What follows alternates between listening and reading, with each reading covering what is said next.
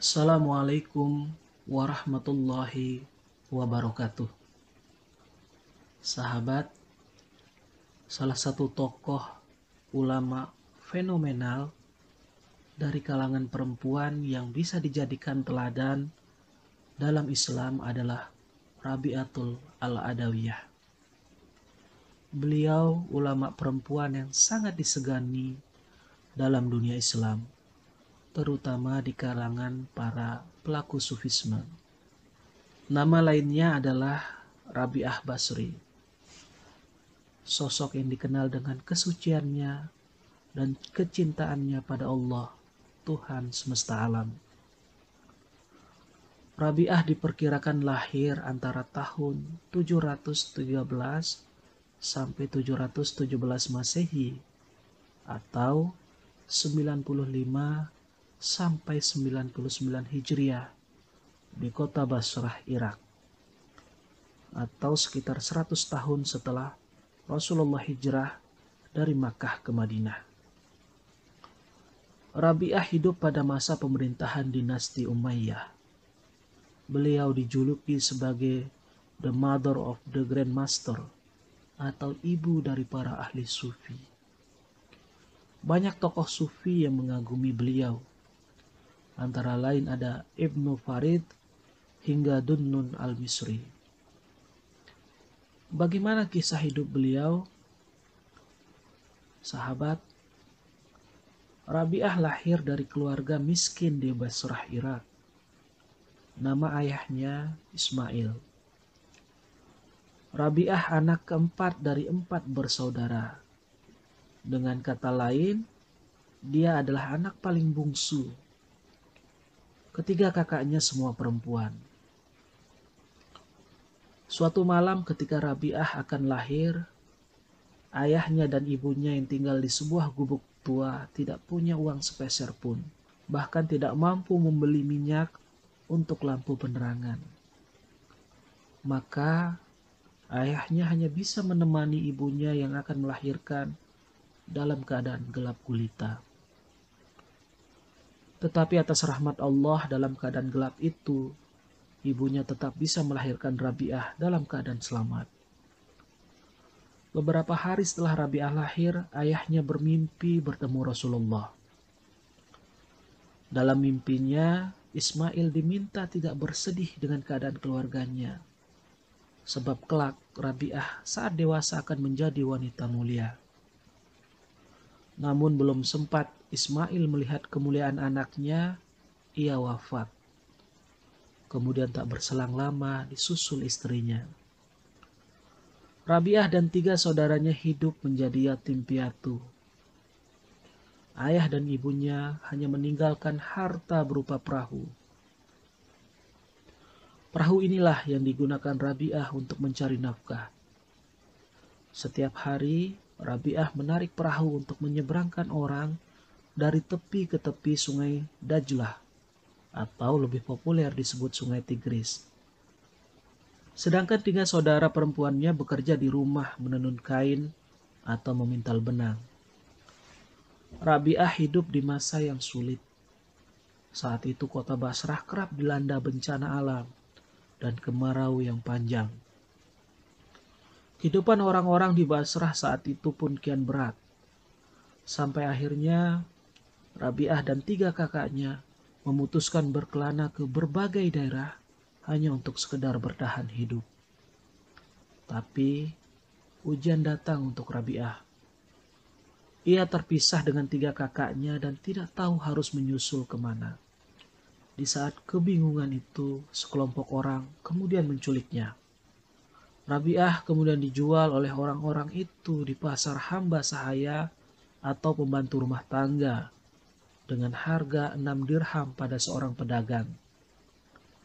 Pedagang yang membeli Rabi'ah kemudian memberi pekerjaan berat setiap hari, mulai dari memasak, mencuci, membersihkan rumah, mengangkat barang berat yang biasa dilakukan para lelaki, tetapi memberi sedikit waktu istirahat untuk Rabi'ah.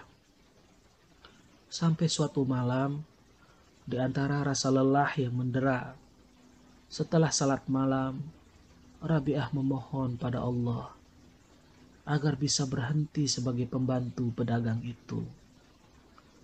Malam itu, pedagang yang hendak menyuruh Rabi'ah mengerjakan sesuatu lagi kembali mencari Rabi'ah.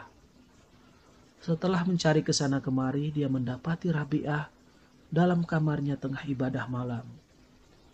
Tetapi betapa terkejutnya pedagang itu, karena di atas kepala Rabi'ah memancar cahaya. Cahaya itu sangat terang, sampai menyinari seluruh kamar Rabi'ah. Itulah yang disebut dengan nama cahaya sakinah atau cahaya muslimah yang suci. Menyadari Rabi'ah bukan perempuan biasa, pedagang itu ketakutan. Dia lantas membebaskan Rabi'ah sebagai pembantunya. Bahkan kemudian pedagang itu berbalik ingin memuliakan Rabi'ah dengan mengajaknya tinggal di Basrah dan memberikannya perhiasan, makanan hingga pakaian yang indah. Tetapi dengan halus, Rabi'ah menolaknya. Ia mengatakan hanya ingin hidup dalam karunia yang Allah berikan untuknya. Baginya cinta Allah sudah cukup. Rabi'ah tidak menginginkan harta yang dapat membuatnya lupa pada Allah.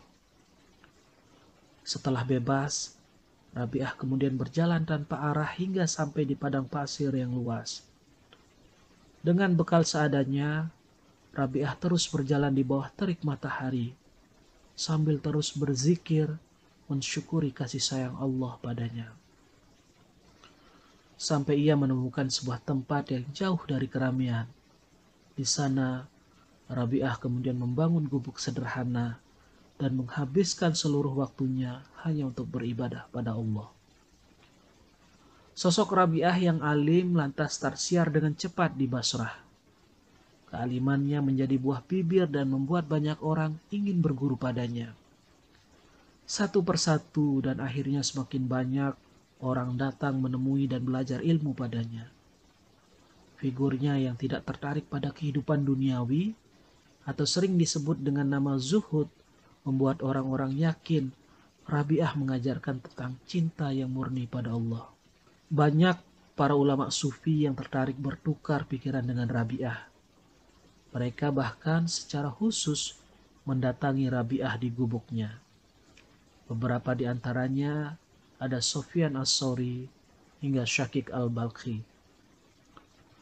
Karya-karya Rabi'ah yang membuat banyak ulama sufi terpesona, yakni berupa syair cintanya pada Allah. Syair itu tidak hanya ritmis, tidak juga hanya sekedar puitis, tetapi memiliki kekuatan spiritual yang tinggi, hingga membuat para pendengar lebur dalam keterpesonaan pada Sang Maha Pencipta. Kemuliaan Rabi'ah semakin luas tersiar ke seluruh penjuru negeri. Sosoknya yang pintar, alim, tetapi santun, mampu membuat tokoh-tokoh besar di eranya tertarik mengenalnya. Bahkan Rabi'ah kemudian dilamar sejumlah tokoh besar untuk dijadikan istri. Mulai dari ulama besar seperti Abdul Wahid bin Zaid, hingga gubernur di Basrah pada masa dinasti Abbasiyah yang sangat kaya raya, yakni Muhammad bin Sulaiman al-Hashimi, kemudian dijodohkan oleh rakyatnya dengan Rabi'ah. Tetapi apa yang terjadi? Dengan elegan, Rabi'ah menolak semua lamaran itu. Bahkan riwayat lain menyebut seorang ulama sufi besar, Hasan al-Basri, pernah meminang Rabi'ah. Tetapi gadis sederhana itu juga menolaknya. Tentang lamaran Hasan ini memang masih ada yang meragukan, karena keduanya terpaut sekitar 70 tahun. Hasan lahir pada 21 Hijriah, sedangkan Rabi'ah antara 95 sampai 99 Hijriah. Rabi'ah sebenarnya menyadari menikah adalah salah satu sunnah agama. Namun kecintaannya pada Allah membuat Rabi'ah khawatir tidak bisa melayani dan berbuat adil pada suami dan anaknya dengan baik. Hidupnya sudah terlalu cinta pada Allah. Di usianya yang semakin senja, Rabi'ah kemudian melaksanakan ibadah haji di Makkah. Sekembalinya dari sana, kesehatannya mulai menurun. pada sahabat perempuan yang selalu menemaninya, yakni Abdah binti Abu Sahwal. Rabi'ah kemudian berpesan, bila saat ajal tiba nanti dibungkus dengan kain kafan yang telah dipersiapkannya sejak lama. Sejumlah orang saleh mengajukan diri mendampingi Rabi'ah selama sakit, tetapi lagi-lagi perempuan saleh itu menolaknya. Sampai akhirnya Rabi'ah meninggal pada usia sekitar 83 tahun pada tahun 801 Masehi atau 185 Hijriah. Perempuan sederhana namun hebat itu dimakamkan di Basrah. Sepanjang hidup Rabi'ah dihabiskan untuk mencintai dan beribadah pada Allah. Rabi'ah tak hanya pandai berteori, tetapi juga benar-benar melaksanakan dalam setiap hembusan nafasnya bagaimana mencintai Allah dalam seluruh hidupnya. Ajaran Sufi Rabi'ah dikenal dengan nama Al-Mahabbah, yakni mencintai Allah tanpa mengharapkan apapun. Syair-syair cinta Rabi'ah banyak dikutip oleh tokoh-tokoh Islam, seperti Abu Talib Al-Makki, Asy-Syuhrawandi, dan teolog Muslim Al-Ghazali. Salah satu ungkapan dengan makna yang mendalam yang pernah dibuat Rabi'ah yakni, "Ya Allah, kalau aku menyembahmu karena menghindar dari neraka-Mu, campakkan saja aku ke neraka. Kalau aku menyembahmu karena berharap surga, tutup pintumu rapat-rapat. Tapi kalau aku menyembah karena mengharap rahmatmu, jangan pisahkan aku dari rahmatmu." Demikian sahabat kisah salah satu perempuan hebat di dalam Islam yang lahir sekitar 100 tahun setelah Rasulullah Shallallahu Alaihi Wasallam hijrah dari Makkah ke Madinah.